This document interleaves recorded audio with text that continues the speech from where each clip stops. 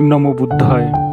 तथागत गौतम बुद्ध और आनंद वैशाली में चारिका कर रहे थे। तथागत गौतम बुद्ध पास बने चबूतरे पर बैठ गए। आनंद से कहा, तुम भी मेरे पास बैठ जाओ। लेकिन आनंद ने कहा कि तथागत, मैं धम्मचारिका करके आता हूँ। जैसे ही आनंद धम्मचारिका करने के लिए गांव में गए तो कुछ देर बाद काफी तेज भूकंप आया, अर्थात धरती कंपन करने लगी। यह देखकर आनंद घबरा गए और भागे भागे तथागत गौतम बुद्ध के पास पहुँचे। देखा तो तथागत शांत लेटे हैं। आनंद ने तथागत से कहा, क्या तुमने देखा तथागत?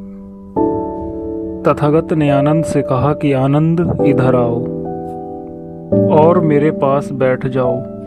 आज से 3 माह पश्चात मैं परिनिर्वाण लूँगा।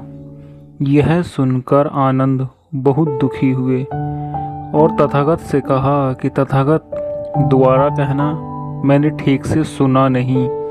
तथागत ने फिर कहा कि आज से 3 माह पश्चात मैं परिनिर्वाण लूँगा। आनंद बहुत दुखी हुए।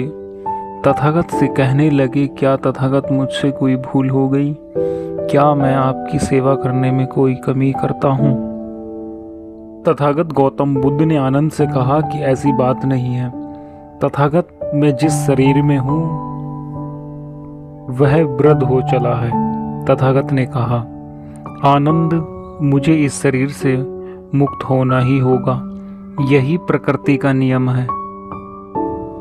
आनंद तभी से बहुत दुखी रहने लगे क्योंकि वह तथागत को बहुत प्रेम करते थे। आनंद ने तथागत को बुद्ध से पूछा कि तुमने परिनिर्वाण के लिए कौन सा स्थान चुना है? तो बुद्ध ने आनंद से कहा कि मैंने खुशी नारा ठीक समझा। आनंद ने जानना चाहा कि तथागत, आपने खुशी नारा क्यों चुना? भारत में इतने पुण्य स्थान हैं।